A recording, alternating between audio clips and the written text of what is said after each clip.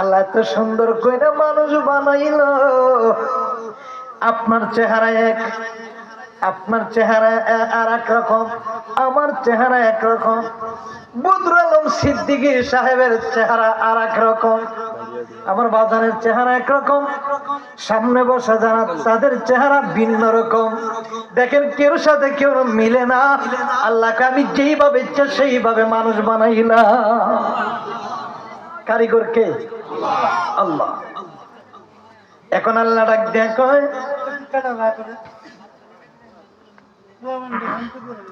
একটু কথা বলেন না প্লিজ, কারণ যে কবর এবং হাসর এটা কিন্তু খুব নিরিবিলি আলোচনা করতে হবে। আর আমার কবর হাসর এটা জানেন আপনারা ইউটিউবে, আমি কিন্তু একটু অন্যরকম হয়ে যায়, কারণ আমি আর আমার তাকি না। যখন কবর শব্দের অর্থ কি? স্তব্ধ, নিরিবিলি, যেখানে কোনো সারা শব্দ নাই, এখানে কোনো অশ্লীলতা করা যাবে না। খুব একটু চিন্তা করব, আমি বেশি দিন বাঁচবো না, আপনি বেশি দিন থাকবেন না। কোন সময় মাইকের মধ্যে বলবে ইন্না লিল্লাহ, শেষ, জীবন নামের রেলগাড়িটা শেষ, আর চলবে না, তখন লাশ হয়ে পড়ে থাকবেন। এটা একটু বোঝানোর জন্য চেষ্টা করবো ইনশাআল্লাহ। আমার বাবার আলী, ওর বন্ধু, আল্লাহ যেভাবে সেইভাবে মানুষ বানাইছি। এখন এই মানুষগুলো আমার হাত মোবারক দিয়া আমি নিজে মানুষ বানাইলাম। এত সুন্দর আদম সন্তান বানাইলাম। মুখে খাবার খাইব, পায়খানার জন্য আমি একটা রাস্তা দিলাম, প্রস্রাব করার জন্য রাস্তা দিলাম।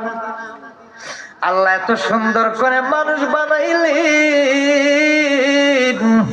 জবানটা যদি আমার আল্লাহ না দিতেন, কথা বলতে পারে না। আমাদের সমাজে অনেক মানুষ সুন্দর চেহারার অধিকারী, সুঠাম দেহের অধিকারী, কিন্তু জবান নাই, হাত দিয়ে ইশারা করে, কথা কন না কেন?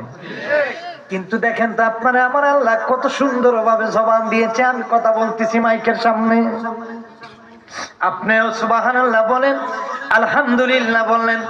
অনেক মানুষের চোখ নাই, অন্ধ, কিন্তু আপনারে আমার আল্লাহ চোখ দিলে আমি আপনারা দেখি, আপনি আমারা দেখেন।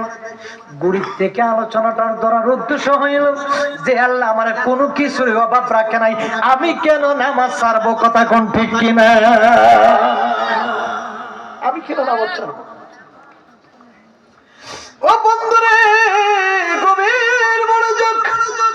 আল্লাহ ডাকতে বলে, বান্দারে তোরে আমি মাটির থেকে এত সুন্দর করে মানুষ বানাইলাম, আবার তোরে আমি তোর মার পেটের মধ্যে দিলাম। আদম সন্তান ধীরে ধীরে দুনিয়ার মধ্যে আসে। মা এবং বাবার বিবাহ হওয়ার পরে পরে, মা বাবার বিবাহ হওয়ার পরে পরে আমাদের যুগে বিবাহ এখন অন্যরকম, গান বাজনা বাজায় আমাদের বিবাহ আমরা করি একটু আনন্দের জন্য। কিন্তু এই আনন্দটাই আমার জীবনে একটা অভিশাপ হয়ে দাঁড়ায়। কেন? আমার জীবন শুরুতেই হারাম পথে চলে গেল, খারাপ পথে জীবন সাথী নিয়ে ঘর করব, গায়ে বলদ করলাম, গান বাজনা বাজাইলাম, আনন্দ ফুর্তি করলাম একদিনের জন্য, কিন্তু ওই আনন্দটা আপনার জীবনে সারাটা জীবন চোখের পানি ফালাইবেন।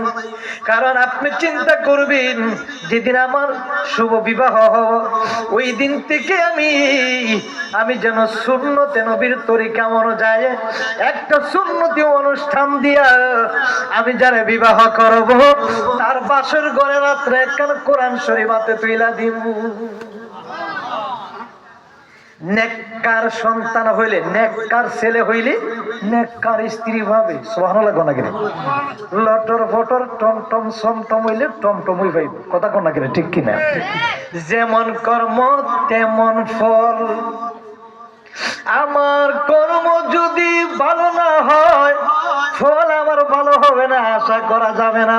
এই দুনিয়াতে নামাজ পড়লি যারা ফজরের জন্য কান্নাকাটি করবে, যারা জোহরের নামাজের জন্য কান্নাকাটি করবে, যারা আসরের নামাজের জন্য চোখের পানি ফালাইবে, যারা মাগরিবের নামাজের জন্য চোখের পানি ফালাইবে, যারা এশার নামাজের জন্য কান্নাকাটি করবে, যারা তাহাজ্জুদের নামাজের জন্য একটা বড় চোখের পানি যদি কাই তোলার কোনো মানুষ পালায়, আল্লাহ কো বান্দারে আমি তোরা বান্দা থেকে বন্ধু বানাইয়া দিব। শর্ত হইল চোখের পানি, যেরকম সুবহানাল্লাহ। কোটি টাকার মালিক, আমার গাড়ি আছে, বাড়ি আছে, ধন দৌলত আছে, কোনো কিছুর অভাব নাই। কিন্তু একাই তোলার মানুষ, একটা জিনিসের অভাব আছে গো, যেই জিনিসটা হইল আমার চোখের পানি নাই, আমার জাহান্নামের ভয় নাই, নামাজের চিন্তা নাই, কবরের কথা মনে নাই, যে আমি একদিন সাদা মার্কিন বইয়া কবরে যাব।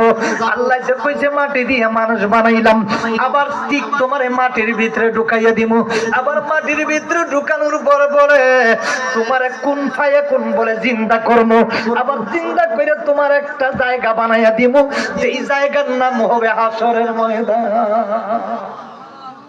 সুবহানাল্লাহ, আসতে কারণ সুবহানাল্লাহর আওয়াজ